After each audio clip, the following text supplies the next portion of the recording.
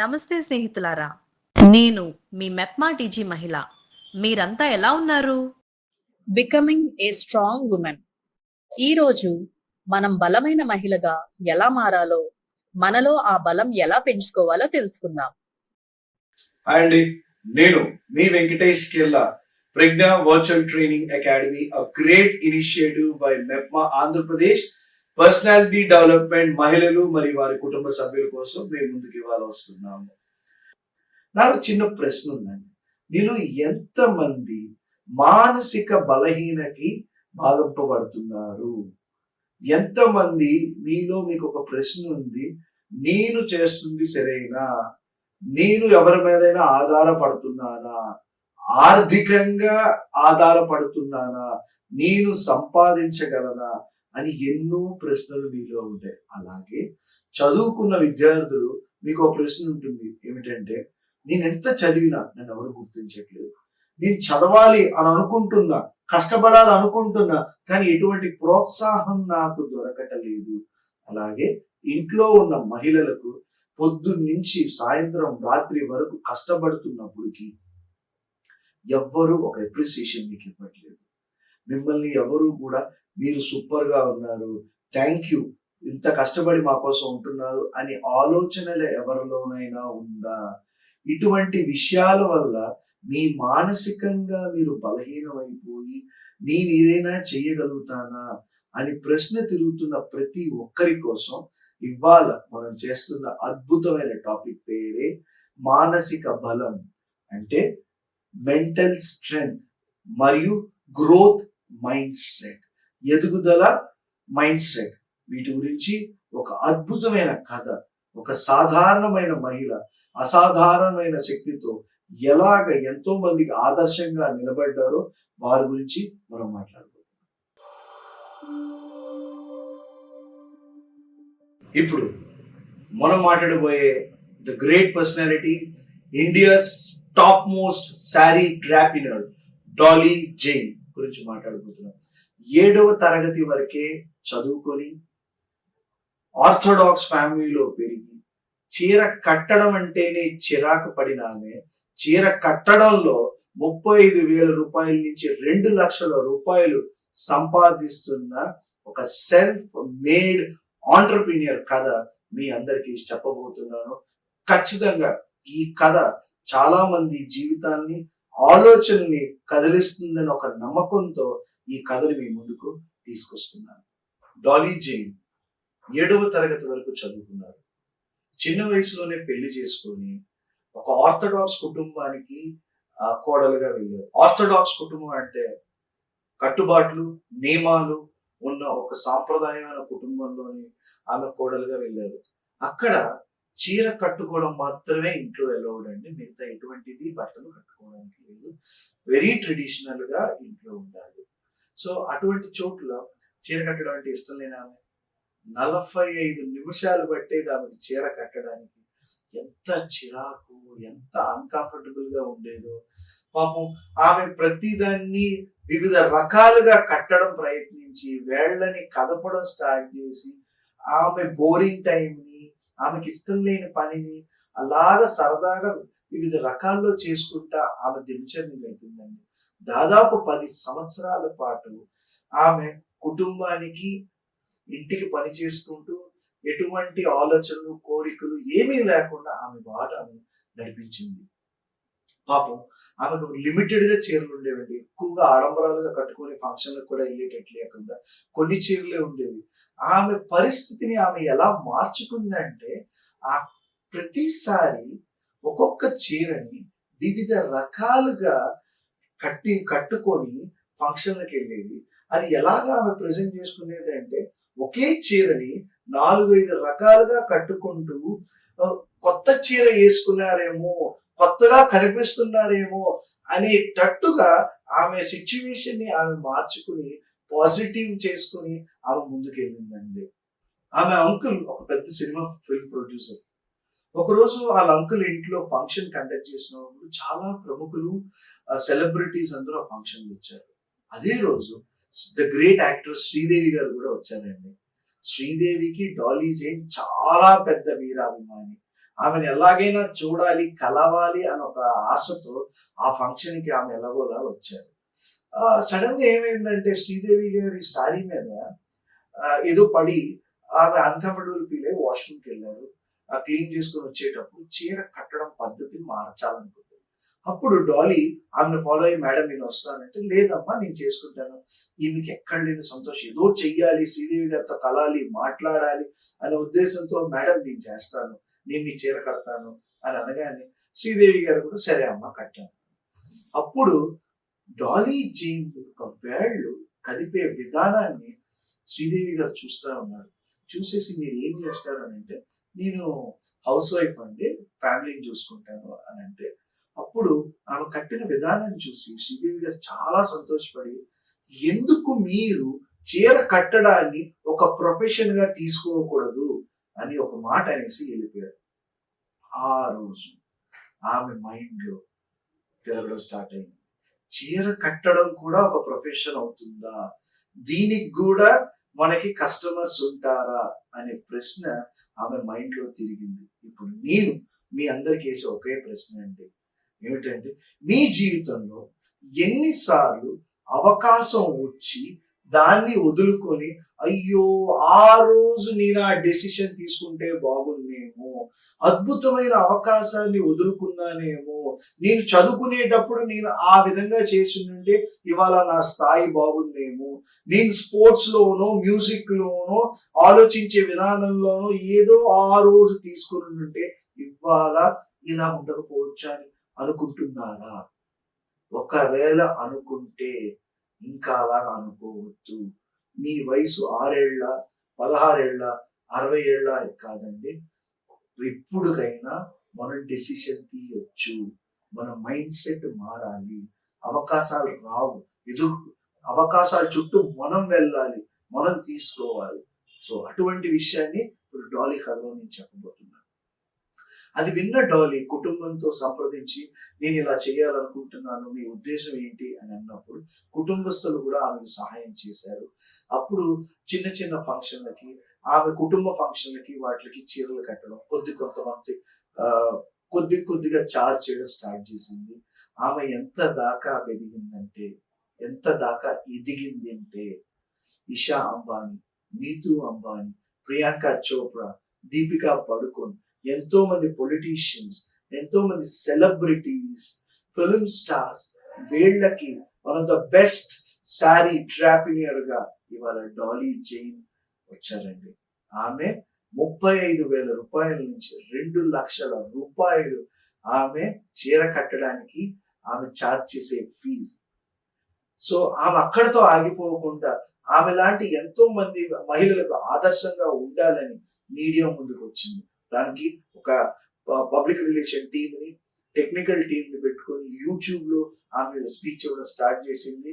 ఎంతో మందిని ఇన్స్పైర్ చేస్తుంది, సహాయం చేస్తుంది, ముందుకు నడిపిస్తుంది. సో నేను అడిగే ఒకే ఒక ప్రశ్న మీ అందరికీ ఏమిటంటే, డాలీ జీవితం ఎలా జరిగిందో అలా చాలా మంది జీవితంలో జరుగుతుంది. కానీ రెస్ట్రిక్షన్స్, కట్టుబాట్లు, అండ్ అన్నిటికంటే ముఖ్యమైనది, నన్ను వాళ్ళు అంటున్నారు వీళ్ళు అంటున్నారు కానీ మీ గురించి మీరు ఎంత బలంగా గెలవాలనుకుంటున్నారు. మీరు అనుకుంటారేమో ఒక బలమైన కోరిక ఉంటే నేను మాత్రమే చేయాలి, అలా కాదండి. భార్యాభర్తలు ఇద్దరు 2 చేతులు లాంటి వాళ్ళు. దానికి నా మిత్రుడు, నా చాలా క్లోజ్ ఫ్రెండ్ విక్రమ్ సింగ్ రాథోడ్ అని జైపూర్ లో ఉన్నాడు. తను ఒక చిన్న స్కూల్ స్టార్ట్ చేశాడు, ఇంటింటికి పాంప్లెట్లు ఇచ్చాడు. వాళ్ళ వైఫ్ హిందీ టీచర్ గా పాఠం చెప్పడం వల్ల ఒక టీచర్ ఫీజు శాలరీ తగ్గుతుందని ఇద్దరు కలిపి పనిచేశారు. వాళ్ళకి 2 ఆడపిల్లలు, సొంత ఇల్లు ఒకటి ఉంది. వాళ్ళు ఏం ఆలోచించారంటే, మనం ఇలాగా నెలకి 1,00,000 రూపాయల దాకా స్కూల్ రెంట్ ఇస్తే పిల్లల్ని చదివించడం ఎలాగా, మనం ఆర్థికంగా ముందుకు ఎలా వెళ్ళగలుగుతాం అన్న ప్రశ్న ఇద్దరి మధ్యలో ఉన్నప్పుడు భార్య ఇచ్చిన సలహా అండ్ మా వదిన ఇచ్చిన సలహా ఏమిటంటే అండి, ఇల్లు అన్నారు, ఇవాళ గురించి ఆలోచించు, రేపటి గురించి ఆలోచిద్దాం, ఒక స్థలం కొందాం, ఆ స్థలంలో మనం నిర్మించుకుందాం, అప్పుడు రెంట్ మిగులుతుంది, 5 సంవత్సరాలు కొద్దిగా ఓపిక పట్టగలిగితే ఒక తరం మొత్తం కూర్చొని సంపాదించగలిగే విధంగా మనం కష్టపడి ఎదుగుదామని ఆవిడ తీసుకున్న డెసిషన్. ఆమె దృఢమైన సంకల్పం, బలమైన మైండ్ సెట్. ఇవాళ విక్రమ్ని ఒక స్కూల్ కడుతున్నాడు, అడ్మిషన్స్ వస్తున్నాయి. బహుశా నెక్స్ట్ 2 years లో వాళ్ళ స్కూల్ పెద్దదవుతుంది, నన్ను ఇన్వైట్ చేస్తాడు. కానీ ఇందులో మీరు ఆలోచించి, ఇద్దరు ఆడపిల్లలు వెనకాతలున్నా కూడా ధైర్యంగా నేనున్నాను అని నిలబడింది మా వదిన. ఇది ఎందుకు చెప్తున్నాను అంటే అండి, మనం వ్యాపారం చేస్తే మాత్రమే బలంగా ఉన్నామని కాదండి. భర్త చేసే దానిలో మీరు చేసే సహాయం, మీరిచ్చే కాన్ఫిడెన్స్, మీరిచ్చే సపోర్ట్ ఆ కుటుంబాన్ని, ఒక తరాన్ని ముందుకు తీసుకువెళ్తుంది. సో కొన్ని బలహీనమైన విషయాల్లో మీరందరూ ఆగిపోతున్నారు. ఏమిటంటే, ఒక ఉదాహరణకి మీ అందరికీ తెలుసు, చాలా వరకు స్కూల్స్ లో, కాలేజెస్ లో ఆడపిల్లలు బాగా చదువుతారు, టాప్ ర్యాంకర్స్ ఆడపిల్లలుగా ఉంటారు. కానీ ఎందుకు అదే ఆడపిల్లలు సిఇఓగా ఉండట్లేదు, అదే ఆడపిల్లలు ఎందుకు మేనేజర్స్ గా ముందుకు వెళ్ళట్లేదు? మన నెగిటివిటీని తగ్గించండి. మీలో చాలా కారణాలు ఉంటాయి, ఆ కారణాలు పక్కన పెట్టి ఎన్నున్నా నిలబడాలి. ఎందుకు నిలబడలేకపోతున్నారు?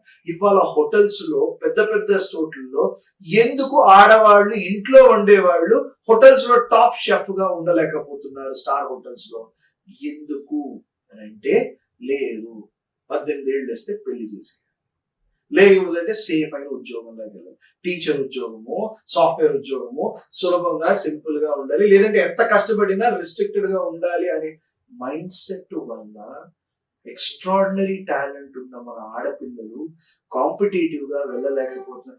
నాకు తెలిసి 2015 తర్వాత మెల్లమెల్లగా స్టార్ట్ అయ్యి 2020 తర్వాత ఎంతో మంది ఆంటర్‌ప్రీనియర్స్ బోల్డ్ గా వస్తున్నారు.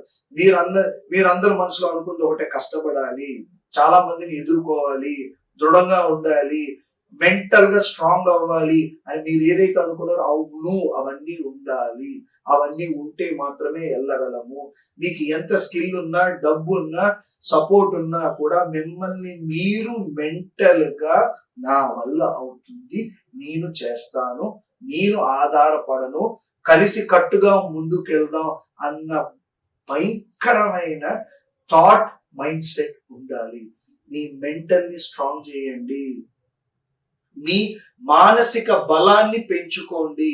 ఏమి చెయ్యాలన్నా మానసికంగా అవుతుంది, నేను చేస్తాను అని కట్టుబాట్లు, బౌండరీస్ పెట్టుకోండి. బౌండరీస్ ప్రతి దానికి ఉండాలి. డెడ్ లైన్స్ పెట్టుకోండి. అప్పుడు మాత్రమే మనం ముందుకు వెళ్ళగలం. సో నేను మీ అందరికీ ఇచ్చే ఒకే ఒక రిక్వెస్ట్ ఏమిటంటే, ఇప్పటి నుంచి ఈ వీడియో చూసే ప్రతి మహిళ, ప్రతి సోదరి, ప్రతి బిడ్డ, మీరు చేయాల్సిన విషయం ఏమిటంటే, మీ బలం ఏంటి, మీ బలహీనం ఏంటి? మీ బలహీనాన్ని బలంగా మార్చే విధమే మీ ఫస్ట్ టెక్నిక్. మీ బలహీనాన్ని బలంగా మార్చేదే ఫస్ట్ టెక్నిక్. రెండోది, మీ బలాన్ని ఇంకొద్దిగా బలపరిచి దాన్ని ముందుకు తీసుకెళ్ళడం సెకండ్ టెక్నిక్. మూడోది, ఇన్వెస్ట్మెంట్ గురించో లేకపోతే నేను చేయగలుగుతాను రిజల్ట్ గురించి చూడకండి. అవుతుందా లేదా అని ఆలోచించకండి. అవుతుంది, చేస్తాను, ప్రయత్నించండి. రేపటి గురించి ఆలోచించకండి, ఇవాళ మొదలు పెట్టండి. ఇవాళ ఈ నిమిషం మంచిది. ముహూర్తాలు, సమయాలు, శుక్రవారం, మంగళవారం ఇటువంటి వారాలు పెట్టుకోకండి. దేవుడు వరం ఇచ్చాడు, ఆ వరమే కష్టపడడం. సో అందరికీ నేను ఇచ్చే రిక్వెస్ట్, మెంటల్ గా స్ట్రాంగ్ గా ఉండండి, గ్రో అవుదాం. మీకు మా మెప్మా ఆంధ్రప్రదేశ్ ద్వారా ఎన్నో ట్రైనింగ్స్ లైవ్ గా మీ అందరికీ మీ ఊర్లకు రాబోతున్నాం. ఒక మహిళ రోజు ఏం చేస్తారంటే, 2 బిందెలు పట్టుకొని ఇంటికి వెళ్తుంది, నీళ్లు పట్టుకొని. వెళ్ళేటప్పుడు ఒక బిందెకి చిన్న డ్యామేజ్ ఉంటుంది, ఒక బిందె బాగా ఉంటుంది. బాగా ఆరోగ్యంగా ఉన్న బిందె ఈ డ్యామేజ్ అయిన బిందెని చూసి నవ్వుతా ఉంటుంది. హో, డ్యామేజ్ అయిన బిందె, నీకు కన్నం ఉంది, నువ్వు నాలాగా నీళ్లను మొత్తం ఇంటి దాకా తీసుకెళ్ళలేవు, ఎక్కడ పడితే అక్కడ నీళ్లు పడిపోతా ఉంటావు అని దాన్ని హేళన చేస్తుంది. అప్పుడు ఈ కన్నం పడిపోయిన బింది చాలా బాధతో ఓనర్ అడుగుతుంది, అమ్మా నేను నీకు ఉపయోగపడను కదా, నువ్వు ఎందుకు నన్ను వాడుతున్నావు? అక్కడ అంత మంచి బిందు ఉంచుకొని నన్ను వదిలేయవచ్చు కదా, నా వల్ల నీకు ఉపయోగం లేదు కదా తల్లి అని అన్నప్పుడు ఆవిడ నవ్వుతా, సరేలే నువ్వు నీటి దాకా రా అని చెరువు దాకా వెళ్ళి ఆ నీళ్లు పట్టుకొని మళ్ళీ వెళ్తా ఉంటుంది. వెళ్తా ఉన్నప్పుడు ఆ బిందికి చూపిస్తుంది ఏంటంటే, ఓ బింది, నువ్వు కన్నం పడిపోయావు అనుకుంటున్నావు కదా, నీ కన్నంలో నుంచి వచ్చే నీళ్ళని ఆ దారి మట్టు వెళ్తుంటూ దానితోనే అదే దారిలో నేను విత్తనాల్ని వేస్తున్నాను. ఆ విత్తనాలన్నీ కూడా పువ్వులయ్యి పులకరిస్తున్నాయి. సో నువ్వు నీలో ఉన్న బలహీనాన్ని మాత్రమే చూసావు, కానీ నీలో ఉన్న బలహీనాన్ని బలంగా నేను వాడుకుంటున్నాను అన్న విషయాన్ని నువ్వు తెలుసుకో. ఈ బలమైన నీటిని నీ ఇంటికి వరకు తీసుకెళ్తున్నాను, నీ బలహీనమైన దానిని పువ్వులు మొక్కలుగా నేను ఇక్కడ నాటుతున్నాను. సో దీన్ని బట్టి నేను చెప్పొచ్చేది ఏంటంటే, బలం బలహీన మనిషిలో ఉంటుంది. ప్రతి బలహీనాన్ని బలంగా చేసుకొని మనం ముందుకు వెళ్ళాలి అన్న మైండ్ సెట్ ని చూడాలి. నెగిటివ్స్ పాజిటివ్స్ అన్నీ ఉంటాయండి. మనం లెగగానే దేవుడా అన్ని బాగుండాలి అనుకోవడం తప్పులేదు, కానీ అన్ని బాగా జరిగితే ఇంకా మనమే దేవుడు అయిపోతాం అన్న. దయచేసి ప్రతి నెగిటివ్ ని ఫేస్ చేయాలి, ప్రాబ్లమ్స్ ని ఫేస్ చేయాలి. దాని గురించే ప్రాబ్లమ్ సాల్వింగ్ అనే ఒక వీడియో మనం చేస్తున్నాము. సో ప్రతి దాన్ని కనెక్ట్ చేయండి, పాజిటివ్ గా ఆలోచించండి. సరదాగా కూడా నా వల్ల కాదు అని మనసులో అనుకోకండి. ప్రతిదాన్ని కూడా నవ్వుతా తీసుకోండి. నవ్వు ఒక వరం. బాధ ఎప్పుడూ అందరి మనుషుల్లో ఉండేది, కానీ మిగతా వాళ్ళకి మీకు ఉండే తేడా ఏంటంటే, ఎటువంటి కష్టం వచ్చినా నవ్వుతూ హ్యాండిల్ చేయగలే ఒక మనిషిగా, ఒక ఆదర్శమూర్తిగా మీకు, మీ కుటుంబానికి, మీ చుట్టుపక్కల ఉన్న సొసైటీకి నిలబడాలని మా ఆశిస్. సరేనండి, థ్యాంక్ యూ. బలంగా ఉండడం అంటే కేవలం శరీర శక్తి కాదు, మనసు ధైర్యం కూడా. ఈ ధైర్యాన్ని పెంచుకుంటే ఏమైనా విజయాలు సాధించవచ్చు. మీరు కూడా ఇప్పుడు ఒక స్ట్రాంగ్ ఉమెన్ గా మారే దారిలో ఉన్నారు. ఇప్పుడు మనం నేర్చుకున్న టాపిక్ పై కొన్ని ప్రశ్నలను చూద్దాం.